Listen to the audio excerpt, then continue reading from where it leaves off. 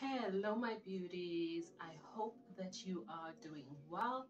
I trust that you are yourself well, and I trust that your little ones are also well, running up and about and around. And today is about them. Today, I'd like to go back to the mommy parenting tips a little bit and speak about ways that we can spend quality time with our little ones without breaking the bank. We're slowly approaching that season where it's silly season, it's the season of let's do all the activities all at once, and everything costs an arm and a leg.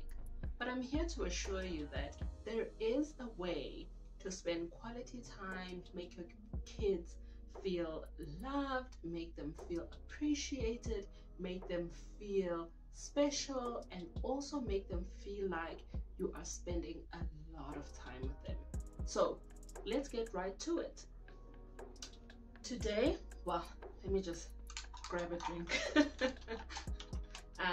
Today, today we are going to be speaking about quality time, like I said, and spending quality time with your kids. So I personally don't teach my little one the gifting system or the gifting way of doing things or going about life, because I simply believe that it creates expectation, one, and then second, it also creates disappointment. There's nothing wrong with disappointment, but I have a little bit of an issue with expectation. We are grooming a human being here that is going to grow up and take the lessons and the feelings that they have had throughout their childhood into their adulthood. So for me personally, I don't believe in the gifting system, especially when it comes to special days. I will gift her randomly whenever I feel like it, or whenever she asks for a gift, I might oblige and buy her the gift. But I don't believe in it is a birthday. It is, there's an occasion that needs to be associated towards gifting.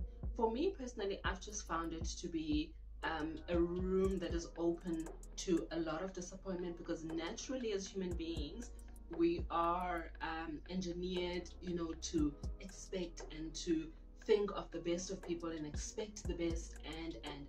So for me, there's no gifting, right?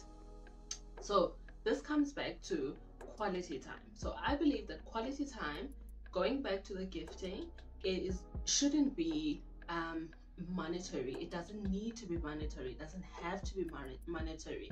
It can be a simple walk in the park, right? Which is my favorite thing to do. I love taking walks in the park. I love taking walks in nature. And I find that when I do that, she can either be on her bicycle, riding her bicycle, or we could be walking together or walking as a family, and we get to spend quality time. We get to have a conversation, engage in the conversation, and not have any distractions around the conversation. Because that's the other thing that I sometimes find is that, you're busy cooking, you're on the other side busy, on your phone or something like that, and you tend to get distracted. And that is everyday life. There's no way that we can avoid that, because we need to cook. We need to make sure these little humans are eating. And in between that, other things need to happen. So it is essentially a part of life. So we remove ourselves from that part of the business and the constant routine, and we go and we take a walk. And this is a way of spending quality time that requires absolutely no finances.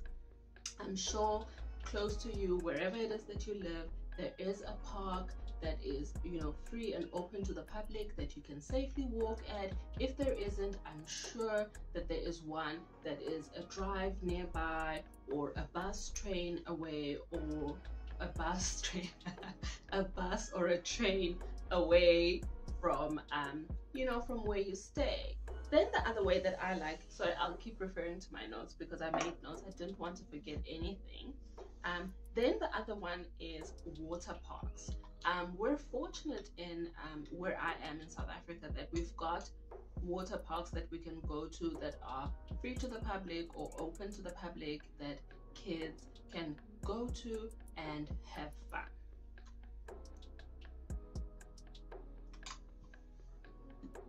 It's another way of spending quality time. It's another way of having fun. You can watch them, engage them, have lots of fun with them. If you're that type of mommy that wants to get in there and have that type of fun, then you're more than welcome to do so, right? Then the other way that I like to spend quality time without spending any resources is simply playing at the park. There is a play park at least every 10 kilometers from where I stay, right? When I say play park, I mean a park with swings, with seesaws, with you know, with those little jungle gyms that they like and all of that. So that is another way to spend quality time with your child, because when you're at the park, the focus is on what you're doing.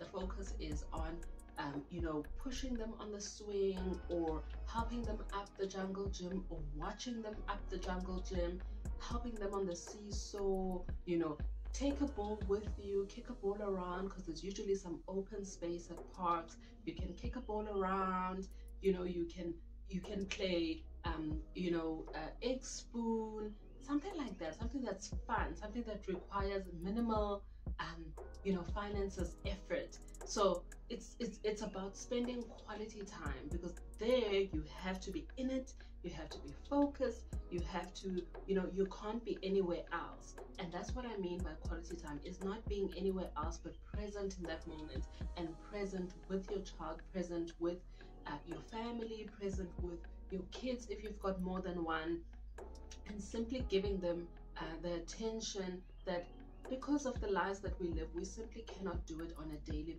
basis, and we just take that little bit of time away to spend this quality time, right? Then I also like painting, and you might say, okay, but painting requires resources, but I feel like once you've bought the paint and stuff like that, you can reuse it over and over and over again, and it becomes a way of, you know, that is not too breaking on the bank, for the lack of a better word. And I feel like if you sit and you paint with your little one, if you sit and you watch them paint, if you don't want to take part in it, but just sitting there and being in that moment and engaging with them and asking them, what are you painting? What are your favorite colors? What is your favorite color, if there's one? You know, what do you like painting the most? Excuse me. What do you like painting the most? You know, and stuff like that, or asking them other questions about themselves, like, how was school this week? What did you enjoy most about school this week? How was your day? You know, what part of your day was special today? What would you like mommy, or what would you like daddy to know? You know, so just engaging in that quality conversation with your kids. I know a lot of people feel like they're kids and it's sort of like, okay, what conversation can you have?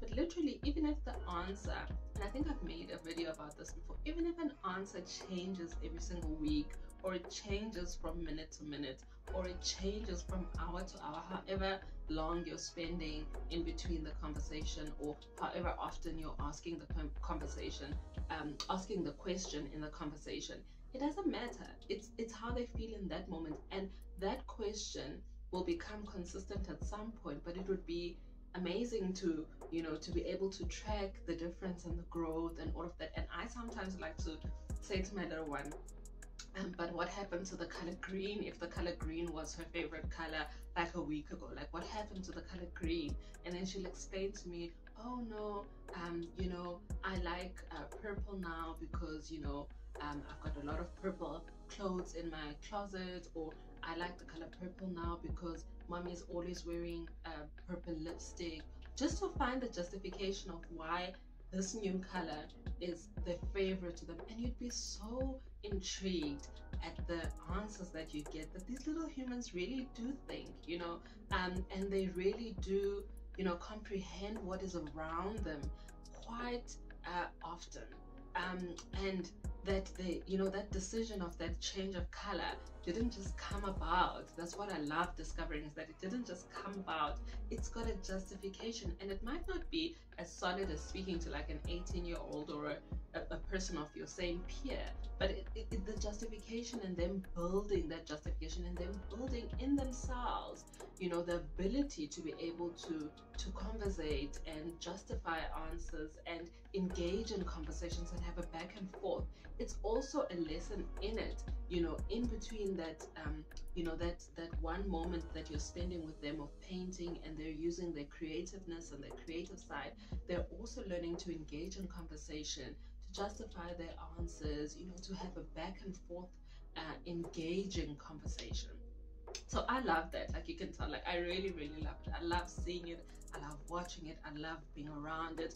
I love being able to ask her that question. Like, my favorite one to ask her is like, but what happened to XX color that you were into just last week? And listening to that justification is it's just beautiful for me.